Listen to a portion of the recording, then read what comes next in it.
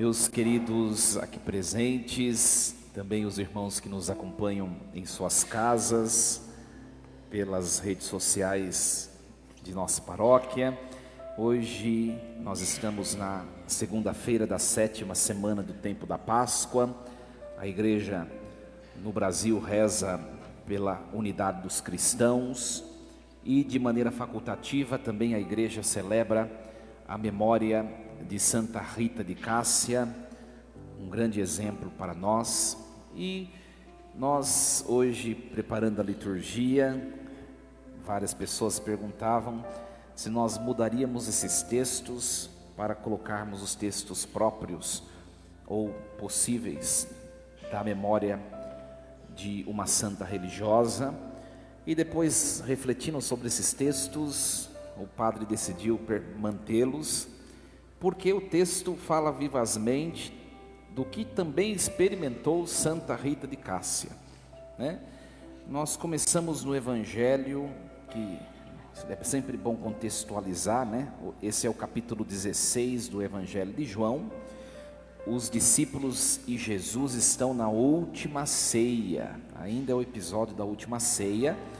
Está iminentemente próxima a crucifixão de Jesus, que vai acontecer no mesmo dia daquela ceia derradeira. E aí o evangelho que a igreja coloca hoje, o capítulo 16, versículo 29 ao 33, começa os discípulos dizendo assim: agora Jesus, você está falando claramente, que antes ficava usando muitas figuras, mas agora você está falando claramente.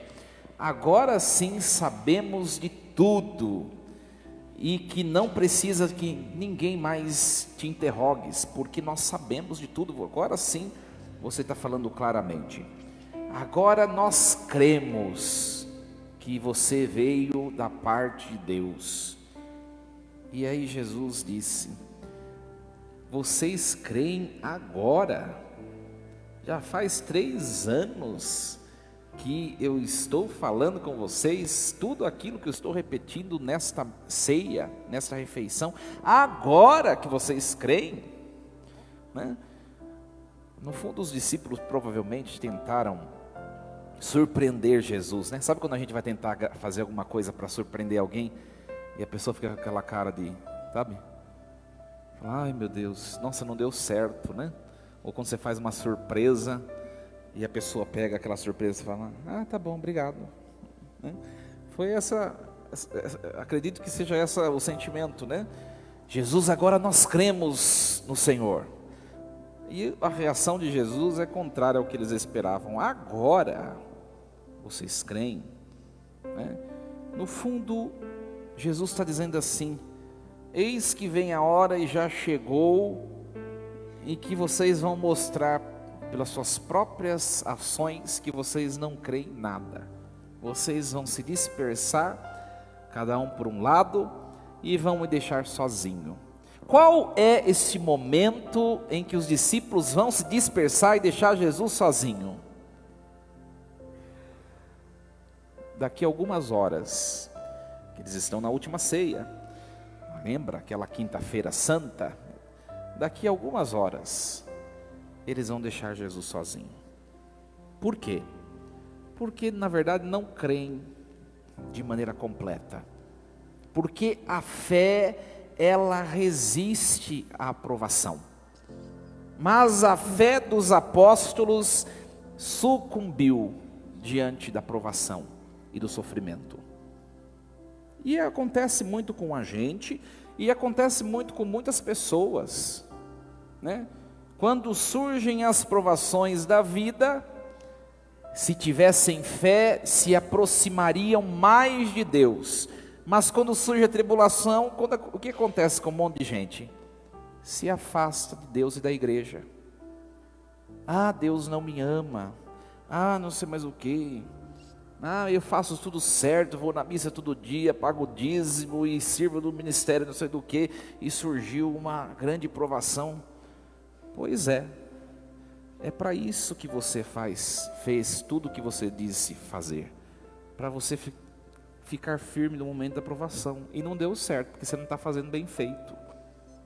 Porque se estivesse fazendo com fé, seria o seu sustento nesse momento. É isso que Jesus está falando. Vocês não vão abandonar.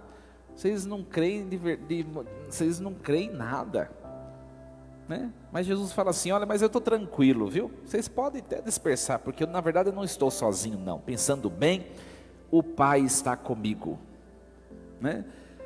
E nós podemos refletir isso daí, né?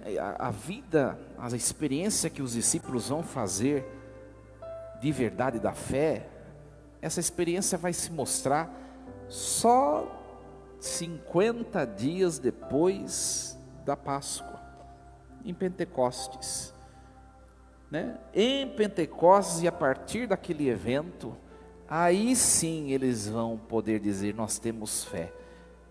Olha só, mas quando eles estavam com o autor da fé, eles não a tinham. Por quê? Porque Jesus não conferia a fé? Evidentemente que não. Porque eles não estavam abertos a essa virtude teologal. Depois que Jesus partiu para o alto e enviou a pessoa do Espírito, aí que eles vão fazer experiência. O que mostra isso para a nossa vida? E também na vida dos discípulos. Quanto tempo eles perderam convivendo com Jesus, de quem procede o dom da fé, mas não a possuía. Pode estar acontecendo isso com a gente. Quantas vezes nós estamos diante dos sacramentos, mas na verdade nós não vivemos com a nossa profundidade espiritual aquilo que nós celebramos, né? Só 50 dias depois da Páscoa é que eles vão dizer de verdade: agora nós temos fé, né? Mas ele já partiu. E acontece muito com a gente, nós perdemos muito tempo, né? A falta de fé faz com que nós não vivamos intensamente. Primeiramente, não curtimos a presença de Deus, e depois também, a falta de fé nos impede de alcançar tantas coisas que Deus tinha reservado para nós, mas que nós não corremos atrás e não prosseguimos para alcançá-las.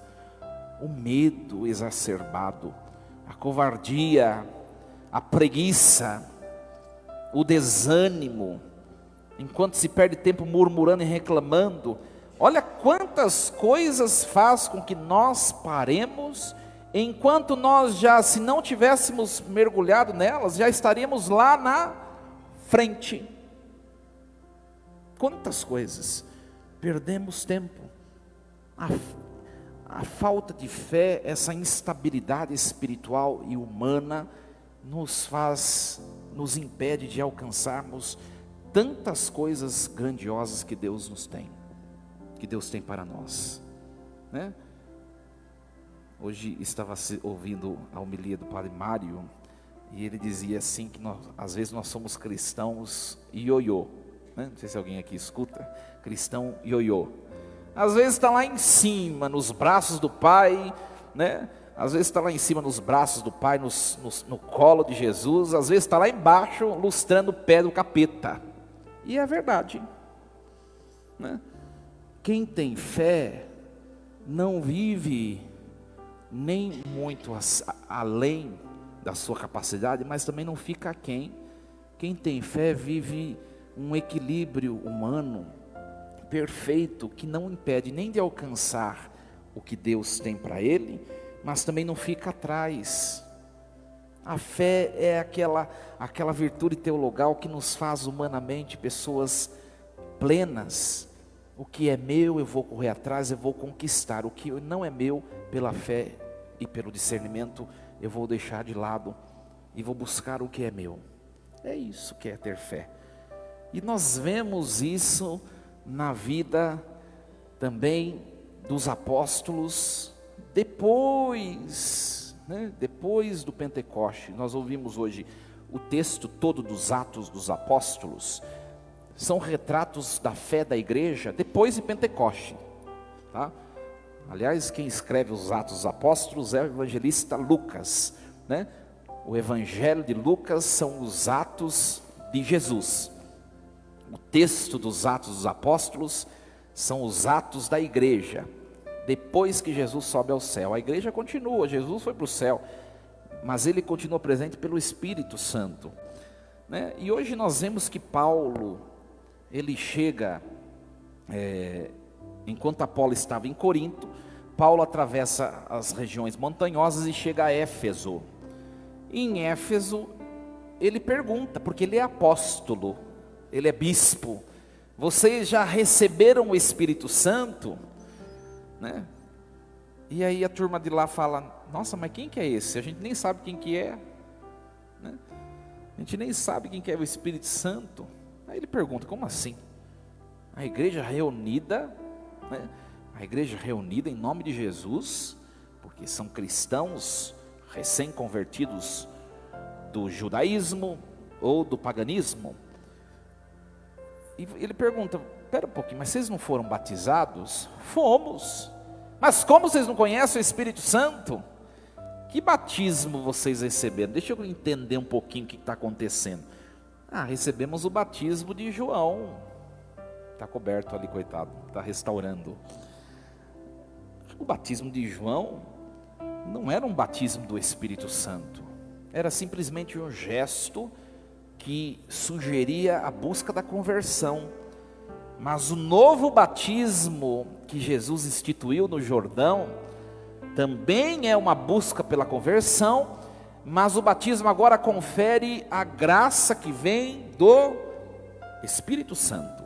E o texto diz que o apóstolo Paulo batizou-os.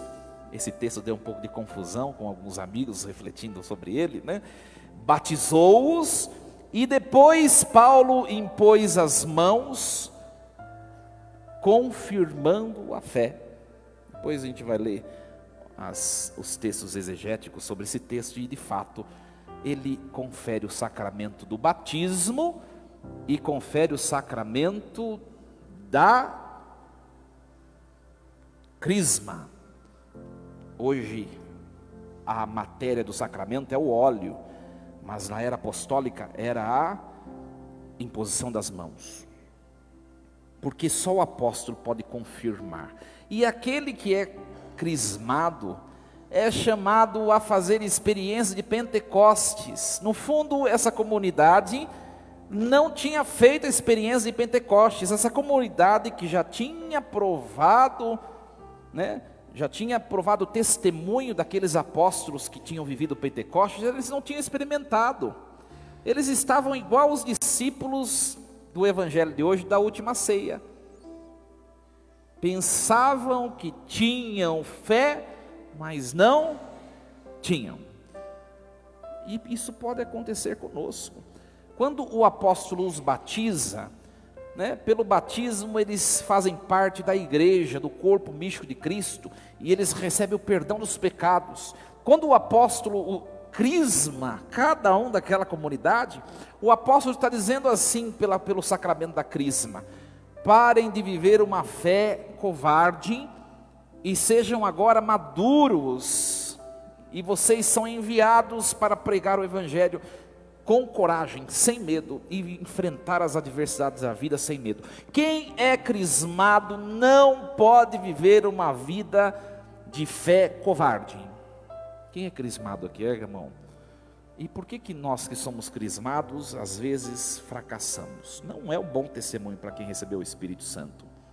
Ora, o Espírito Santo é um espírito de covardia? De desânimo?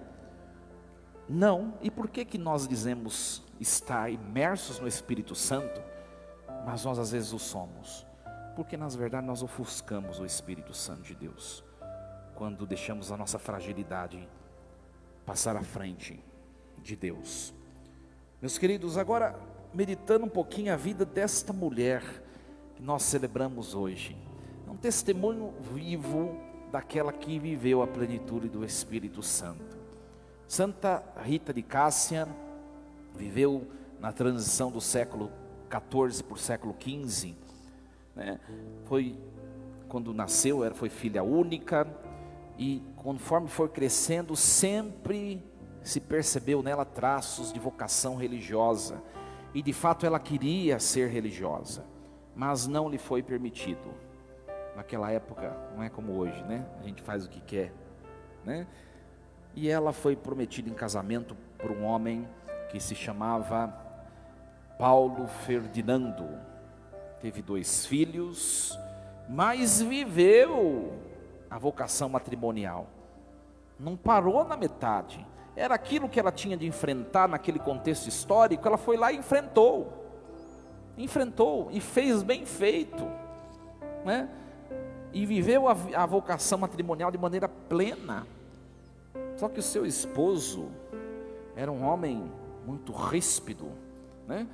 Ignorante, arrogante. Acho que ninguém daqui sabe disso, porque os esposos da turma daqui são todos maravilhosos, né? Não é verdade? Malquinho falou, graças a Deus, né? O esposo dela não era bem assim igual de vocês, né? Um homem terrível, não só arrogante, infrator dentro de casa, mas também fora de casa. Tinha muitos inimigos, muitos. E ela rezou 18 anos pela conversão do seu esposo. Se você tem alguma coisa contra o seu esposo e ainda não cumpriu 18 anos, você ainda está muito fraca, tem que rezar mais. Porque Santa Rita rezou 18 anos pela conversão do seu esposo. 18 anos. Quando ele se converteu, ele foi assassinado por aqueles que ele enfrentou ao longo da sua vida arrogante, de intolerância. Porque se colhe os frutos daquilo que se planta. Mas ele se converteu, fruto da oração dessa mulher. Fruto da oração dessa mulher. Os 2 filhos de Santa Rita queriam vingar a morte do pai, queriam matar os assassinos. E ela, mais uma vez, estava tão bom, né? 18 aninhos, agora acabou o problema, agora tem mais os 2 problemas na vida dela, né? Quando você pensa que a coisa está ficando melhor, se prepara que vem alguma coisa depois. Quando tudo estava bom, o marido morreu, infelizmente. Aí os filhos agora insurgiram-se nessa vingança. E ela reza. E os filhos contraem uma doença grave, que padeciam uma peste. Naquela época, os 2 morrem. E sabe por que morrem? Porque a prece de Rita era a seguinte: é melhor que eles morram do que eles herdem eternamente o inferno, por serem homicidas. E morreram. Ela ficou sozinha, né? Ela ficou sozinha. Dá para enxergar nesta mulher hoje o mesmo sentimento de Jesus na ceia. Vocês vão dispersar e me deixarão sozinhos. Mas pensando bem, não vão ficar sozinhos não. Porque o Pai está comigo. A mesma coisa Santa Rita, ela não ficou sozinha, porque Deus estava com ela. E aí ela de fato desejou entrar no convento agostiniano, das monjas agostinianas. Só que as monjas não aceitaram, né? Fecharam as portas. Por quê? Porque tinham medo dos inimigos, né, dessa família, por causa do esposo dela, de criarem problema no convento, né? Fecharam a porta. Não vai ser monja. E aí a entrada dela foi negada. Em certo momento da vida dela, ela teve uma visão com 3 santos que ela tinha muita devoção. Primeiramente Santo Agostinho, né? O fundador da ordem que ela queria entrar, as monjas agostinianas. Santo Agostinho. Também São João Batista e São Nicolau Tolentino. Os 3 santos de devoção dela. Ela teve uma visão, e nessa visão aconteceu um milagre, né? Algo inusitado. Ela foi transposta para dentro do convento. Quando abriu os olhos, lá ela estava com as freiras lá, né? E aí, diante dessa situação, ninguém entendeu nada, e acabaram aceitando. Só que a permanência dela no convento não foi tão saudável, não foi.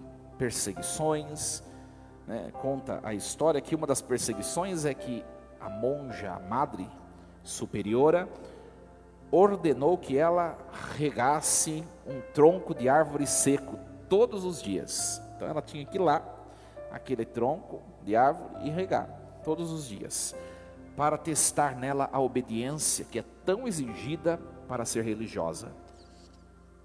E é muito interessante que aquele tronco floresceu, e conta-se que hoje pode até ser visitado, se transformou numa videira grandiosa, que dá uvas, que faz amadurecer as uvas, uma videira fértil, né? E depois disso não parou, né? É uma mulher que não para, porque quem tem fé não sossega, não para, estava tudo bom, foi aceito, tudo, tá.